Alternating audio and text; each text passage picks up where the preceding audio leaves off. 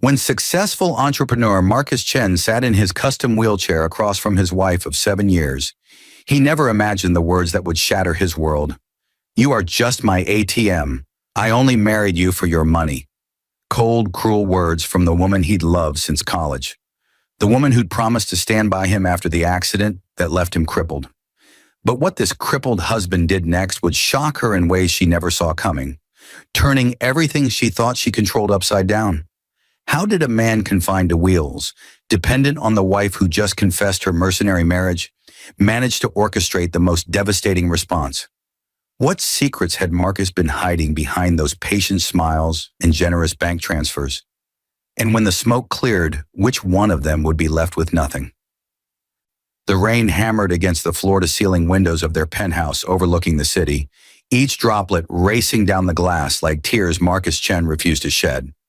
He sat motionless in his wheelchair, hands resting on the leather armrests, his knuckles white despite the calm expression he maintained.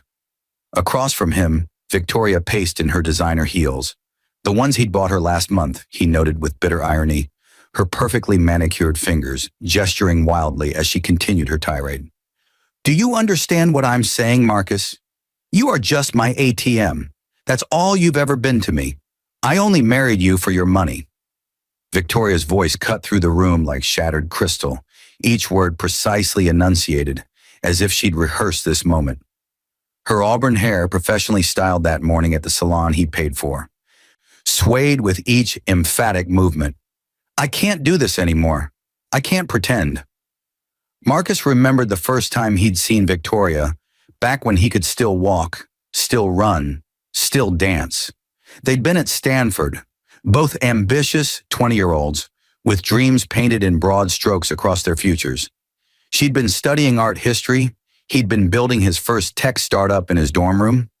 He'd fallen for her laugh first, genuine and unreserved, nothing like the practiced social laugh she used now at the charity galas they attended. They'd spent nights talking about changing the world, about building something meaningful together, about love that transcended material things. The accident had happened 3 years into their marriage. A drunk driver, a rainy night much like this one, and suddenly Marcus Chen, the man who'd built a software empire worth hundreds of millions by age 30, couldn't feel his legs. The doctors had delivered the news with clinical detachment, complete spinal cord injury, permanent paralysis from the waist down. He'd watched Victoria's face that day in the hospital, searching for any sign of the woman he'd married, and he'd seen something flicker across her features. Not quite horror, not quite disappointment, but something he couldn't name then and wished he couldn't name now. "Say something," Victoria demanded, stopping her pacing to face him directly. The city lights behind her created a halo effect, making her look almost angelic despite the venom in her words. "Don't just sit there like you always do, so calm, so understanding, so pathetically grateful for any scrap of attention I throw your way." Marcus took a slow breath, his mind traveling back 4 years to the months after the accident. Victoria had stayed, yes, but she'd changed. The woman who used to curl up beside him watching old movies became someone who was always busy, always out, always somewhere else. She'd hired nurses despite his protests that he could manage most things himself. She'd redecorated their home with ramps and grab bars, making it functional, but somehow making him feel more disabled with each modification. And slowly, so slowly he hadn't wanted to admit it, she'd begun treating him not as her husband but as her crippled husband, a subtle distinction that colored every interaction.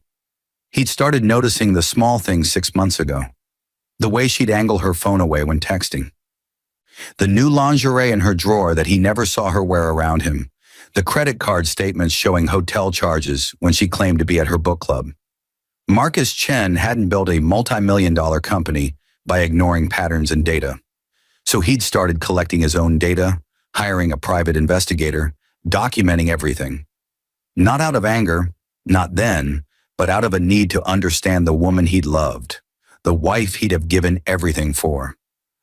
"I've met someone," Victoria continued, her voice softer now, almost gentle, which somehow made it worse. "Someone who can give me the life I deserve.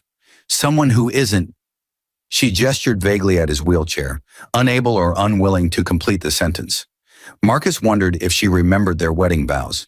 They'd written them together, both insisting on including the traditional words despite their modern sensibilities. In sickness and in health, they'd promised each other in front of 200 guests. He remembered how her hands had trembled when she slipped the ring on his finger, how she'd cried happy tears during their first dance. Had that woman ever existed, or had he been deceived from the beginning? "His name is Derek," she said, pulling out her phone and showing Marcus a photo as if introducing a new friend rather than confessing to an affair. The man in the image was everything Marcus no longer was: tall, athletic, standing beside Victoria, with an arm casually draped around her waist. They were on a yacht, champagne glasses raised to the camera. "He's a real estate developer. He's dynamic, he's active, he's not crippled," Marcus finished for her, his voice steady despite the storm raging in his chest. Victoria had the grace to look momentarily uncomfortable. "I didn't mean it like that. But yes, Marcus, he can do things with me. Travel without worrying about accessibility. Dance at parties. Make love without it being a medical procedure." Her words grew sharper with each phrase, as if she'd been holding this resentment so long it had fermented into something toxic. "I only married you for your money, and I've paid my dues. 4 years of playing the devoted wife to a crippled husband. 4 years of pitying looks from our friends. 4 years of my youth wasted." Marcus thought about the prenuptial agreement they'd signed, the one his lawyers had insisted on despite his protests. He'd been young and naive then, believing that love conquered all. But his legal team had been insistent. Victoria had signed it without much fuss. Another piece of data that suddenly made terrible sense. The agreement entitled her to a modest settlement in case of divorce, nothing close to the fortune she clearly expected. "I want a divorce," Victoria announced, as if Marcus hadn't already understood where this conversation was heading. "And I want what I'm owed. Half of everything. The company, the properties, the investments, all of it. I earned it by staying with you, by taking care of you, by sacrificing my happiness." The rain continued its assault on the windows, nature providing a soundtrack to the death of a marriage. Marcus watched Victoria's face, really looked at her, and realized he was seeing her clearly for the first time in years. The wife he'd loved was a ghost, if she'd ever existed at all. This woman before him, beautiful, cold, calculating, was a stranger wearing a familiar face. "You think you've been patient," Victoria continued, misinterpreting his silence as weakness. "But I've been patient too, waiting for you to get better, to be who you were. But you're never going to be that man again, are you? You're just going to be my crippled husband forever. Dead weight I have to drag through life." Marcus finally spoke, his voice quiet but clear. "Is that everything? Is there anything else you need to tell me?" Victoria blinked, clearly surprised by his calm response. "That's it? That's all you have to say? I just told you I only married you for your money, that I've been having an affair, that I want a divorce and half your fortune, and you're just going to sit there?" "Yes," Marcus said simply. "I'm going to sit here, in my wheelchair, as your crippled husband, the ATM you married, and I'm going to do exactly what needs to be done." He pressed a button on his phone, and suddenly the large television screen on the wall flickered to life. Victoria's face appeared on the screen, but not as she looked now. This was Victoria from 6 hours ago, in a hotel room, in the arms of Derek, discussing their plans. The audio was crystal clear. "Once I get the divorce finalized, we'll have everything," screamed Victoria was saying. "That crippled fool has no idea. He's so pathetically grateful for any attention I give him. Taking half his money will be easier than taking candy from a baby." The color drained from Victoria's face as she watched herself on screen. "How did you? You're not the only one with secrets," Marcus said, his voice still eerily calm. "You're not the only one who's been planning. And you made one critical mistake, Victoria. You assume that because I'm crippled, I'm helpless. You confused my body with my mind." The next morning, Victoria woke to find Marcus already gone from the penthouse. A folder lay on the kitchen island, her name written in his precise handwriting across the front. Her hands shook as she opened it, revealing page after page of documentation. Bank statements showing every cent she'd spent over the past 4 years, the secret credit cards he'd known about, the cash withdrawals, the gifts to Derek. private investigator reports with photos, timestamps, locations, and most damning of all, the prenuptial agreement she'd signed, highlighted in yellow with the relevant clauses marked. Her phone rang. Derek's name flashed on the screen. "Did you see the news?" he asked without preamble, his voice panicked in a way she'd never heard before. "Turn on Channel 7. Victoria grabbed the remote with trembling fingers. The morning news anchor's serious face filled the screen. Tech entrepreneur Marcus Chen shocked the business world this morning by announcing the creation of the Chen Foundation for Spinal Cord Injury Research, endowing it with 60% of his personal fortune, an estimated $300 million. In addition, Chen revealed he's been working with federal investigators for the past 6 months, providing evidence in a major real estate fraud case. Real estate developer Derek Morrison was arrested early this morning on charges of fraud, money laundering, and... Victoria stopped listening. The folder slipped from her hands, papers scattering across the marble floor like snow. She thought back to every conversation she'd had with Derek over the past year, every plan they'd made, every detail she'd shared about Marcus's business holdings and connections. She remembered how Derek had always seemed so interested in Marcus's work, in his contacts, in his investments. She'd thought he was just being supportive, helping her understand her own husband's business so she could plan their future together. She'd been such a fool. The realization hit her like a physical blow. Derek had been using her to get information on Marcus, the affair, the romance, the promises of a life together. All of it had been a con, and Marcus had known. He'd known everything, had let her believe she was deceiving him while he gathered evidence not just of her betrayal, but of Derek's criminal activities. When had Marcus learned the truth? She thought back to those quiet evenings when he'd seemed distracted, distant. She'd assumed he was depressed about his condition, too absorbed in his own self-pity to notice her slipping away.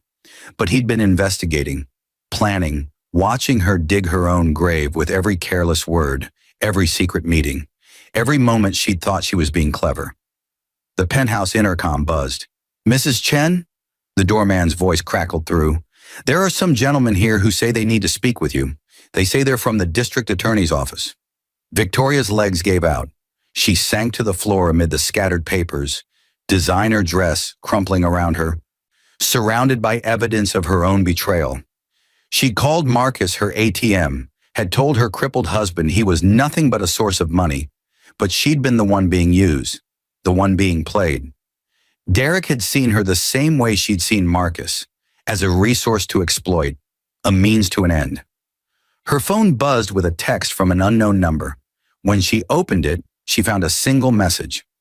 "I've transferred $50,000 to your personal account. Exactly what the prenup stipulates you're owed for our marriage.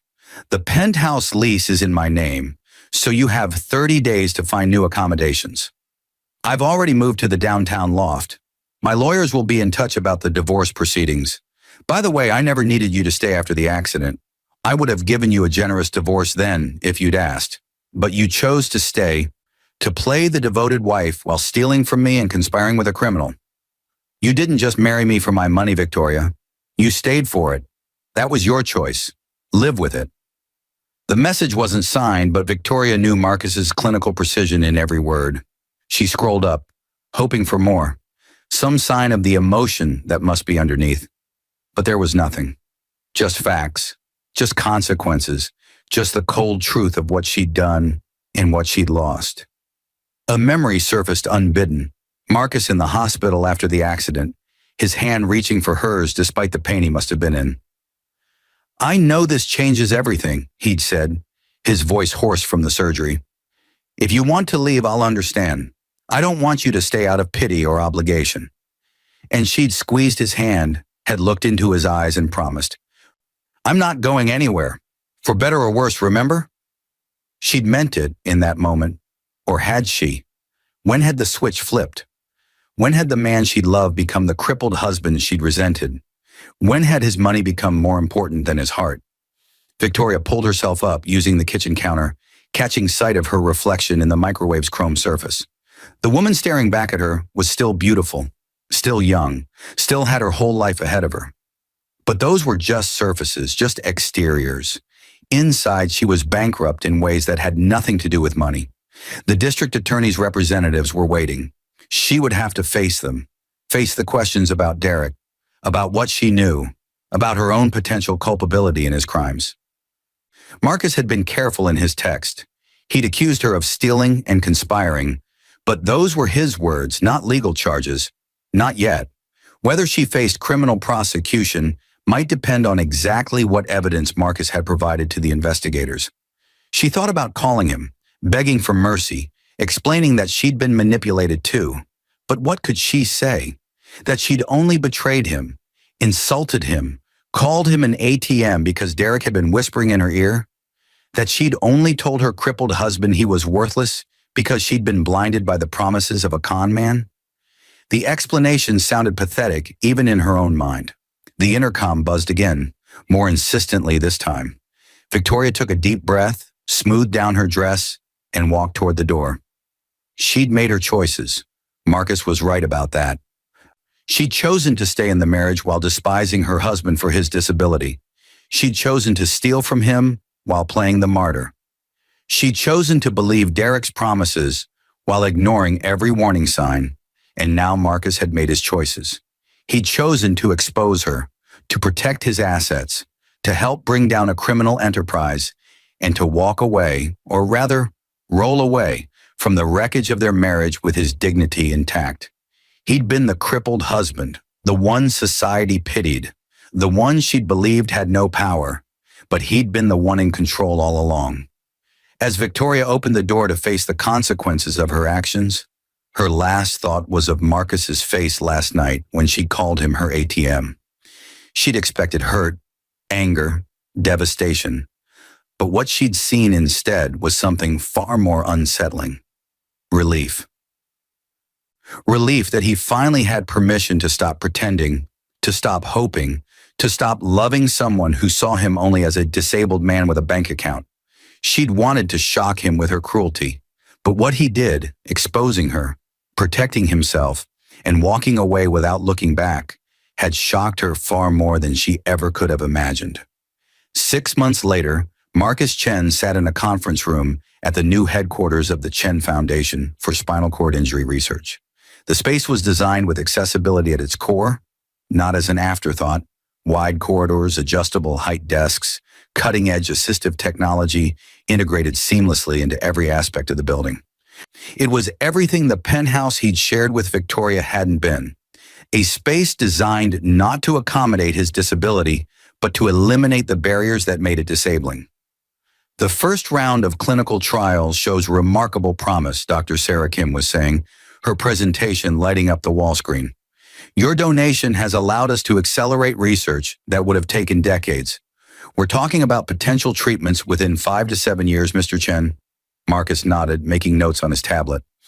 Around the conference table sat some of the brightest minds in neuroscience and spinal cord research, all working toward a future where accidents like his wouldn't mean a lifetime in a wheelchair. He'd funded their work not because he expected a cure for himself. He'd long ago made peace with his body's limitations, but because he knew there were others, younger people, children even, who deserved better outcomes. After the meeting ended, Marcus wheeled himself to his private office overlooking the research campus. The room was sparse but functional, with large windows letting in natural light and a standing desk that adjusted to the perfect height for his wheelchair. On the wall hung a single-frame photograph, not of Victoria, those pictures had been packed away or destroyed, but of his parents, both gone now, who taught him that a person's worth wasn't measured in what their body could do, but in how they treated others. His lawyer, Patricia Rodriguez, arrived precisely at 2 o'clock as scheduled. She'd been with him through the entire divorce process, had helped him navigate the criminal investigation, and had become something of a friend in the aftermath. She settled into the chair across from his desk and pulled out her tablet. The divorce is final, Patricia announced. Victoria signed everything this morning. She didn't contest the prenup terms. Honestly, I think she was just grateful you didn't press criminal charges. Marcus had wrestled with that decision for weeks. The evidence he gathered could have implicated Victoria in Derek's fraud scheme. She'd knowingly passed information to Derek that he'd used in his criminal enterprise. But ultimately, Marcus had decided that destroying her completely would also destroy him. Some revenge wasn't worth the cost to your own soul. How is she? Marcus asked, surprising himself with the question. Patricia raised an eyebrow. You really want to know? I spent 7 years of my life with her. Some part of me still cares about what happens to her, even after everything. Patricia consulted her tablet. She's working as a gallery assistant in Portland. Moved there 3 months ago, probably to escape the scandal here. Living in a studio apartment, no social media presence, keeping a low profile. Derek's trial starts next month, and she's been listed as a potential witness. But the DA's office indicated they probably won't call her. The case is strong enough without her testimony. Marcus absorbed this information. Victoria had gone from the penthouse and the designer clothes to a studio apartment and a retail job. Part of him, the part that had loved her, felt a twinge of sympathy. But a larger part remembered her words, remembered the contempt in her voice when she'd called him her ATM, remembered every moment she'd made him feel less than human because of his disability. There's something else, Patricia continued, her tone shifting. I received a letter for you. Victoria asked me to pass it along. You don't have to read it if you don't want to. Marcus took the envelope, noting his name written in Victoria's distinctive handwriting. He set it on his desk unopened. Maybe later. Patricia stood to leave, then paused at the door. For what it's worth, Marcus, what you did took incredible restraint. Most people in your position would have gone for the jugular, would have tried to destroy her completely. The fact that you didn't, that you gave her a chance to rebuild her life, says a lot about your character. After Patricia left, Marcus sat alone with the envelope. Outside his window, researchers moved between buildings, engaged in work that might change the world for people like him. He'd turned his pain into purpose, had transformed Victoria's betrayal into motivation to do something meaningful. The money she'd wanted so desperately was now funding research that could help thousands. He opened the envelope. The letter was short, written on plain paper, no expensive stationery this time. Marcus, I don't expect forgiveness, and I'm not asking for it. I'm writing this because my therapist says I need to take accountability for my actions, but also because I think you deserve to hear this directly from me. You were right about everything. Derek used me, but that doesn't excuse what I did to you. I told myself I was trapped, that I'd sacrificed my youth to care for a crippled husband, that I deserved more. The truth is, I was never trapped. You would have let me go with grace if I'd asked. But I stayed because I wanted the lifestyle, the money, the status of being Marcus Chen's wife. And then I wanted to punish you for not being the man I'd married, as if your accident was a personal betrayal rather than a tragedy that happened to both of us. I called you my ATM, said I only married you for your money. Those words haunt me every day, because they weren't true when I said them, even though I wanted them to be. The truth is more complicated and more damning. I did love you once, truly loved you. But after the accident, I couldn't separate the man I loved from the disability I resented. Instead of admitting that and leaving with honesty, I stayed and slowly poisoned everything good between us. I turned you into a villain in my own mind, the crippled husband who'd ruined my dreams, so I could justify my betrayal. What you did shocked me, yes, but more than that, it showed me who you really are. You could have destroyed me completely. You had the evidence, the money, the power to ruin my life beyond any hope of recovery, but you didn't. You gave me exactly what I was owed according to the prenup, and you let me walk away to start over. That mercy is more than I deserved, and more than I would have given if our positions were reversed. I'm working on myself now, therapy mostly, trying to understand how I became someone who could be so cruel to a person I once loved. I don't know if I'll ever fully understand it, but I'm trying. Not for you. I know I've lost any right to your concern, but for myself, so I don't repeat these mistakes with the next person who's unfortunate enough to care about me. You were never just my ATM. You were never just my crippled husband. You were always Marcus, brilliant, kind, patient, and strong in ways that had nothing to do with your legs. I'm sorry it took losing you to see that clearly. I hope your foundation changes the world. I hope you find someone who sees you the way you deserve to be seen all along. And I hope that somewhere in your heart, in the future when enough time has passed, you might remember the good moments we had before everything went wrong. Victoria. Marcus read the letter twice, then set it aside. It was a good letter, honest and self-aware in ways Victoria had never been during their marriage. It might even be sincere, but it changed nothing. Apologies didn't erase the damage, didn't undo the cruelty, didn't give him back the years he'd spent loving someone who'd learned to see him as less than human. He thought about responding, about acknowledging her growth and wishing her well, but ultimately he decided silence was the better answer. Victoria needed to move forward without his validation, without his forgiveness acting as absolution. She needed to learn to live with what she'd done, just as he was learning to live with what she'd revealed about herself. His phone chimed with a reminder. He had a date that evening, dinner with Elena Vasquez, a disability rights attorney he'd met at a fundraiser 3 months ago. They'd been taking things slowly, building a friendship that might become something more. Elena used a wheelchair too, had since childhood, and she navigated the world with a combination of fierce advocacy and gentle humor that Marcus found both refreshing and attractive. More importantly, Elena saw his wheelchair the way he did, as a tool, a piece of adaptive equipment, not as a defining characteristic or a tragedy. When she looked at him, she saw Marcus the person, Marcus the entrepreneur, Marcus the philanthropist. The wheelchair was just there, the way glasses or hearing aid might be there, present but not definitive. He'd told Elena about Victoria on their second date, had been honest about the divorce and the circumstances. She'd listened without judgment, then said something that had stayed with him. She didn't see you because she didn't want to. The wheelchair was just her excuse. If it hadn't been that, she would have found something else to justify her behavior. People who truly love you see past all the surface things to who you actually are. Marcus wheeled over to the window, looking out at the campus he'd built with Victoria's betrayed money. Researchers were working to cure paralysis, to give people like him their mobility back. It was important work, vital work. But Marcus had already learned the most important lesson. His worth, his humanity, his value as a person had nothing to do with whether he could walk. Victoria had called him her crippled husband, had reduced him to a disability and a bank account. But in doing so, she'd freed him from something more crippling than the accident ever had. The belief that he needed someone who couldn't truly see him. He'd spent 4 years trying to prove to Victoria that he was still the same man she'd married, still worthy of her love despite his wheelchair. It had taken her cruelty to make him realize he'd never needed to prove anything. The problem was never him. It was her inability to see past the surface, to understand that a person's value didn't rest in their physical capabilities. What he'd done had shocked her, yes.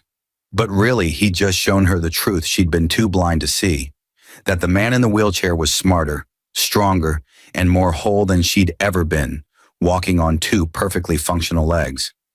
Marcus picked up his phone and texted Elena. "Still on for tonight? Looking forward to it." Her response came immediately. "Absolutely. There's a new Thai place with amazing accessibility. My treat." He smiled. A simple exchange, but one that contained everything his marriage to Victoria had lacked: equality, mutual respect, genuine care. Elena didn't see him as her ATM or as her crippled boyfriend. She just saw him as Marcus, and he saw her as Elena, and everything else was just details to be navigated together. As the sun set over the research campus, Marcus Chen looked toward the future. There would be new treatments developed here, lives changed, maybe even cures discovered. But for Marcus personally, the healing had already happened. Victoria's betrayal had been painful, her words cruel, her actions devastating. But in the end, what she'd done had shocked her far more than it had shocked him. She'd revealed her true self and lost everything she valued.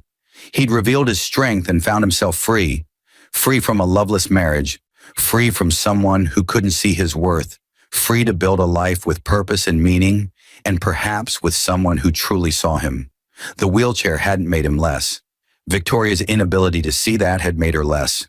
And that realization, more than any revenge, more than any public exposure, more than any legal consequence, was what had shocked her most of all. Marcus had been her crippled husband, her ATM, the man she'd married for money. But he'd never been just anything. He'd always been fully himself, fully human, fully worthy. It had just taken losing Victoria to fully understand that truth. And now, rolling toward whatever future awaited him, Marcus Chen was finally, genuinely free. The restaurant Elena had chosen was in a converted warehouse in the Arts District, all exposed brick and soft lighting. Marcus arrived first, transferring from his car to his wheelchair with practiced ease, declining the valet's offer of assistance with a polite smile. He'd long ago learned that most people wanted to help, but the best help was often just getting out of the way. Inside, the restaurant was exactly as Elena had described, genuinely accessible, not just legally compliant. The tables were spaced with room to maneuver, the floor was level throughout, and the restrooms were actually functional for wheelchair users. These details might have seemed small to someone who'd never navigated the world on wheels, but to Marcus, they represented a philosophy. Disability wasn't something to be accommodated with grudging minimum effort, but something to be designed for with intention and respect. Elena arrived 10 minutes later, her power wheelchair humming softly as she navigated to the table. She wore a deep blue dress that brought out her eyes, her dark hair swept back in an elegant style. As she positioned herself across from Marcus, her face broke into a warm smile that made his heart do something it hadn't done in years. "You look beautiful," Marcus said, and meant it. "You clean up pretty well yourself," Elena replied, her tone playful. "Though I have to say, I'm used to seeing you in those board meeting power suits. This casual look is new." They ordered dinner, Elena insisting on trying half the menu because life is too short for culinary timidity, and fell into easy conversation. Elena had spent her day in court, arguing a case about workplace discrimination against a woman who'd been fired after requesting reasonable accommodations for her chronic illness. "The lawyer on the other side kept using these euphemisms," Elena said, her frustration evident, "calling accommodations special treatment, implying my client wanted an unfair advantage, as if having the same opportunity to do your job as everyone else is somehow asking for special privileges." Marcus understood that frustration intimately. "People confuse equity with equality," he said. "They think fairness means treating everyone exactly the same, rather than giving everyone what they need to succeed." "Exactly," Elena leaned forward, animated. "You get it. Of course you get it. It's just—" She paused, her expression softening. "Sometimes I wonder if people without disabilities ever really understand. Not intellectually, but viscerally, the way you and I do." "I think some do," Marcus said carefully. "My research team includes plenty of able-bodied people who genuinely understand disability rights as human rights, but you're right that lived experience provides a different kind of knowledge." Their food arrived, and the conversation shifted to lighter topics. Elena's obsession with true crime podcasts, Marcus's recent attempt to learn how to cook Thai food in his newly adapted kitchen, their shared love of old mystery novels. It was easy, comfortable, the kind of conversation that made hours feel like minutes. But as dinner wound down and they shared a dessert, mango sticky rice that Elena insisted was the best in the city, Marcus felt a question forming, one he'd been avoiding but knew he needed to ask. "Can I ask you something personal?" he began. Elena set down her spoon. "Of course. Do you ever worry about—" Marcus struggled with the phrasing. "About how people see you? About whether someone's attracted to you despite your wheelchair or because of it? About whether they're really seeing you or just projecting their own issues about disability?" Elena was quiet for a moment, her expression thoughtful. "Are you asking because of what happened with Victoria?" Marcus nodded. "She couldn't separate me from the wheelchair. Everything I did, everything I was, got filtered through that lens. I'm not sure she ever saw Marcus, the person after the accident. Just crippled husband, as she so eloquently put it. First," Elena said firmly, "Victoria was a specific person with specific issues. Don't let her poison your future relationships. Second, yes, I've worried about that. I've dated people who fetishized my disability, people who saw me as inspirational trauma porn, people who wanted to be my savior. All of those relationships ended badly because they weren't really seeing me as Elena. They were seeing their idea of what a disabled person should be. How do you tell the difference?" Marcus asked. "Between someone who genuinely sees you and someone who's projecting?" Elena smiled, a hint of sadness in it. Time, mostly, and paying attention. Do they treat you as a whole person with agency and autonomy? Or do they constantly try to help without asking if you need it? Do they ask about your life, your interests, your dreams? Or is every conversation somehow about your disability? Do they respect your choices about accessibility and accommodation? Or do they think they know better than you what you need?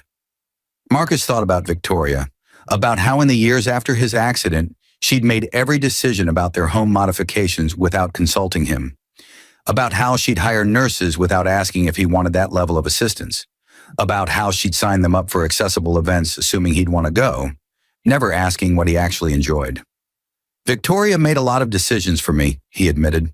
I thought she was being considerate, taking care of things so I didn't have to worry, but now I wonder if she was just trying to control the narrative, to manage my disability in a way that was convenient for her. Probably both, Elena said gently. People are complicated. I'm sure she thought she was helping, but she was also protecting herself from having to really engage with you as a partner with his own preferences and agency. The server brought the check, and Elena insisted on splitting it despite her earlier claim that dinner was her treat. Equality and all that, she said with a wink. Outside, the spring evening was mild, the city coming alive with nighttime energy. Elena suggested they take a walk, or roll, more accurately, through a nearby sculpture park that stayed open until midnight. Marcus agreed, and they set off side by side, their wheelchairs moving in synchronized rhythm through the wide pathways. The sculptures were illuminated from below, casting dramatic shadows. They paused at each one, Elena offering her interpretations with an art historian's knowledge and a poet's sensibility. Marcus found himself watching her more than the art, captivated by the way her face lit up when she discussed something she was passionate about. At a sculpture of two figures reaching toward each other, Elena stopped and turned to Marcus. Can I ask you something personal? Fair's fair, Marcus replied. What shocked Victoria the most? When everything came out? When you revealed what you knew and what you'd done? What was the thing that truly shocked her? Marcus considered the question. I think it was realizing that I'd been in control the whole time, that I wasn't the helpless, crippled husband she'd convinced herself I was. She'd built this narrative where I was pathetic and dependent, where she held all the power because she was able-bodied and I wasn't. When I showed her that I'd known about the affair, that I'd been gathering evidence, that I'd been 10 steps ahead of her the whole time, it shattered that narrative. She confused your body with your mind, Elena said quietly. That's the fundamental mistake ableist people make. They see a disability and assume it affects everything. Your intelligence, your agency, your value as a person. Exactly. Marcus felt a weight lift, having someone who understood so completely. And the worst part was that for a while, I started believing it too. I started seeing myself through her eyes as less than I was. Elena reached out and took his hand, her grip firm and warm. But you don't anymore. No, Marcus agreed. I don't anymore. They sat in comfortable silence, hands still joined, watching the play of light on the sculptures around them. A group of college students passed by, laughing and taking selfies, barely noticing the two people in wheelchairs who'd found a moment of connection in the middle of a sculpture park. I need to tell you something, Elena said after a while. I've been thinking about this all week, and I decided that if we're going to keep seeing each other, and I very much want to keep seeing each other, I need to be honest about where I am. Marcus felt his chest tighten. Okay. I've read about you, obviously. The divorce, the scandal, the foundation, and I've seen how the media covered it, painting you as either a victim or a vindictive ex-husband, depending on which outlet you read. But I don't know your version of the story, not really, and I think I need to, because, she paused, choosing her words carefully, because I'm falling for you, Marcus Chen, and before I fall any further, I need to know I'm not just a rebound, not just the anti-Victoria. I need to know that when you look at me, you see Elena, not a correction to a past mistake. The vulnerability in her voice was almost painful to hear. Marcus squeezed her hand gently. Can we sit? He gestured to a nearby bench with space for their wheelchairs to pull up alongside. Once they were settled, Marcus took a deep breath. Victoria told me I was just her ATM, that she'd only married me for money. And maybe that's true. Maybe it became true over time. Or maybe it was always true and I was too in love to see it. But what shocked her, what really, truly shocked her, wasn't that I exposed her affair or protected my assets. It was that I didn't need her anymore. That maybe I'd never needed her the way she'd convinced both of us I did. He looked directly at Elena, wanting her to see the truth in his eyes. After the accident, I was vulnerable in ways I'd never been before. I was relearning how to exist in the world, how to do basic things differently, how to navigate spaces that weren't designed for me. And Victoria was there, and I was grateful for that presence. But I confused gratitude with love, and I confused her staying with caring. I think we both did. And now, Elena asked softly, now I know the difference. Now I know that real partnership isn't about one person staying despite the other's limitations.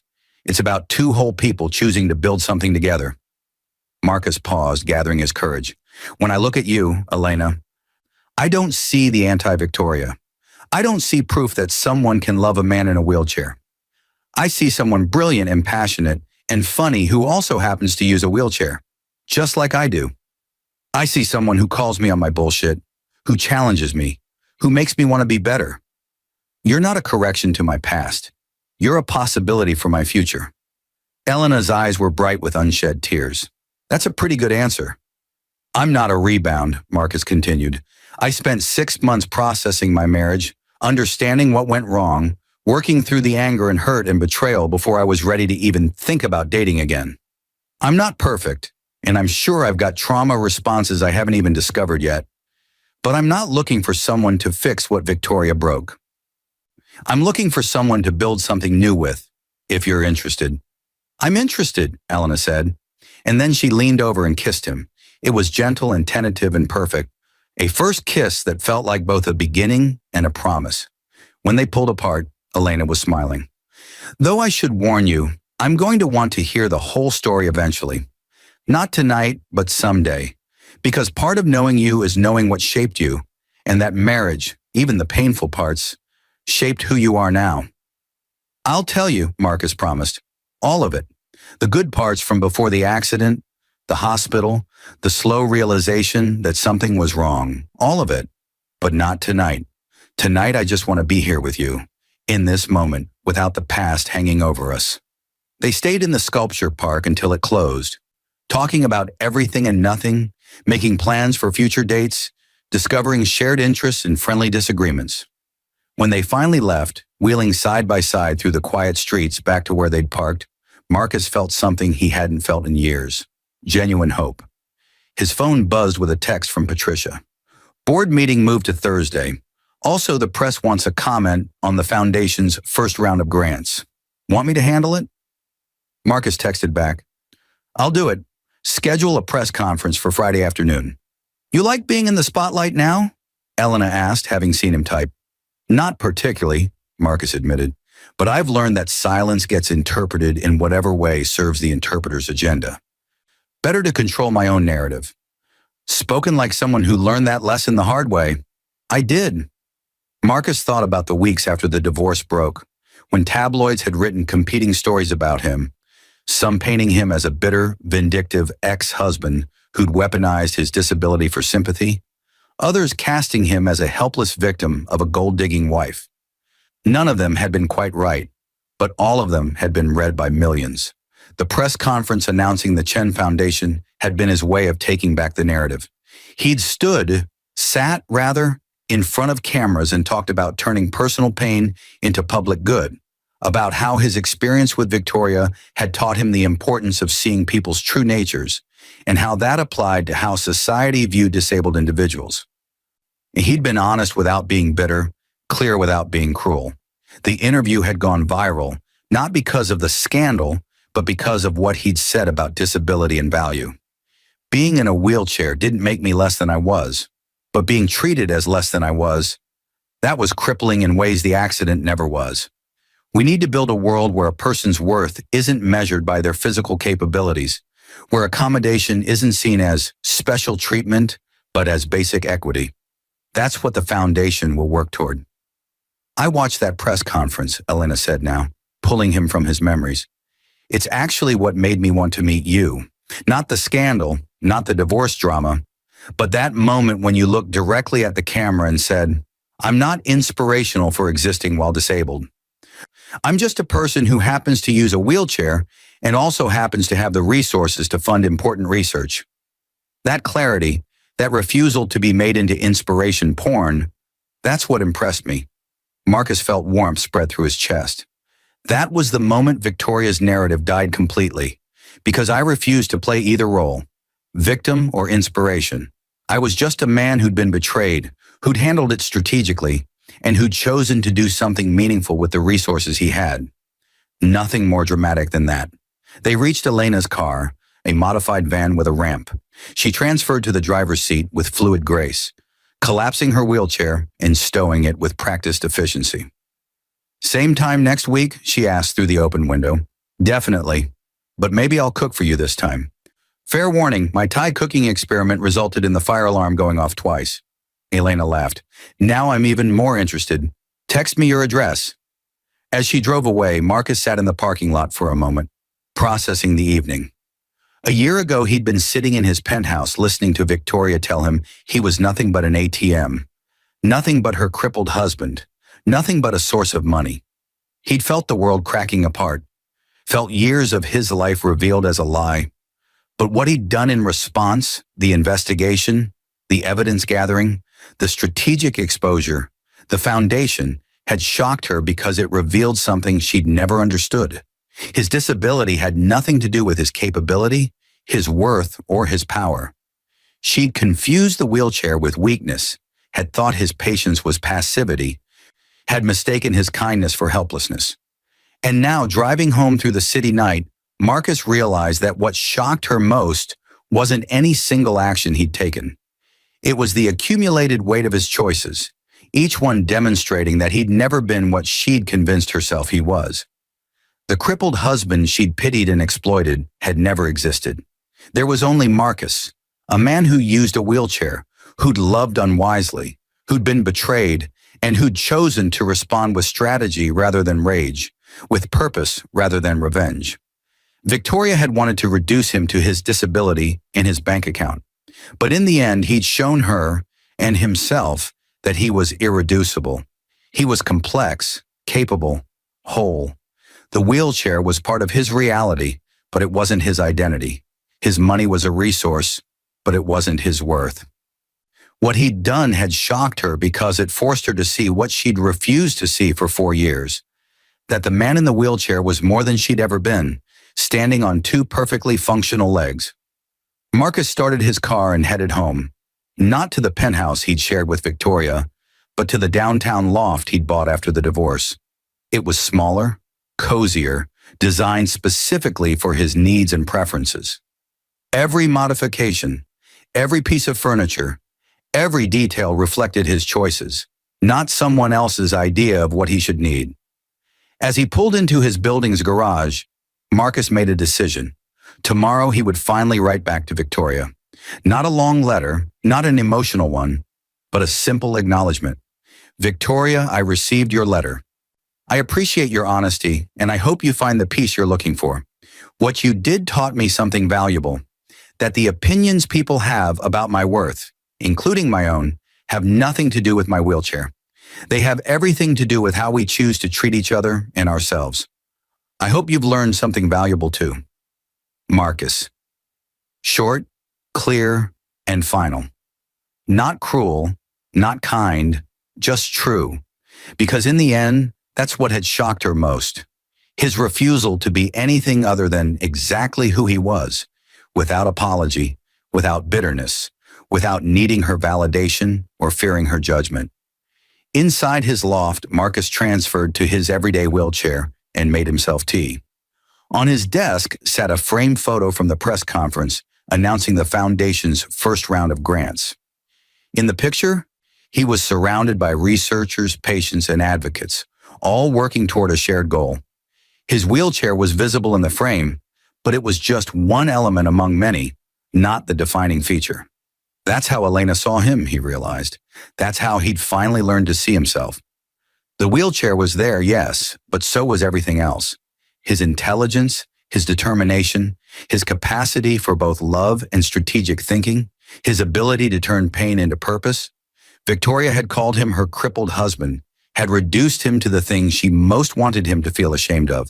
But shame required accepting someone else's judgment of your worth. And Marcus had finally, completely stopped accepting judgments that had nothing to do with who he actually was. His phone chimed with a text from Elena. Made it home safe. Can't stop thinking about tonight. Sweet dreams, Marcus Chen. He smiled and texted back. Sweet dreams, Elena Vasquez. See you Thursday for my questionable cooking demonstration. As Marcus prepared for bed, moving through his adapted space with the efficiency of long practice, he reflected on how far he'd come. A year ago, his life had imploded. His marriage had been revealed as a sham, his wife had betrayed him in multiple ways, and he'd had to completely reconstruct his understanding of the previous 4 years.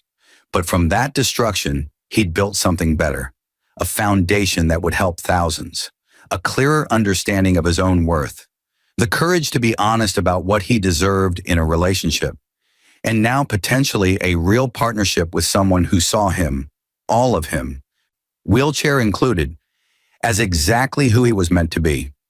Victoria had wanted to shock him with her cruelty, wanted him to feel small and worthless.